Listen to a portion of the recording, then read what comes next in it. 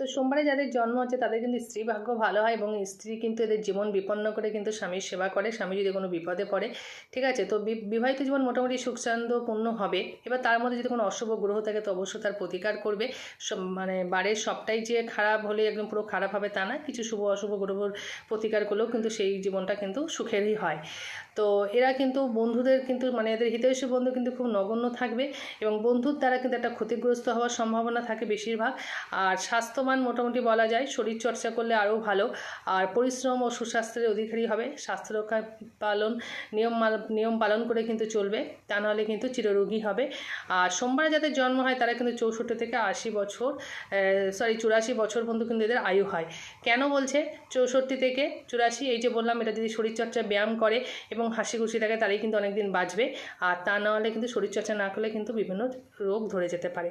তো এই ছিল সোমবারের জন্ম। নমস্কার।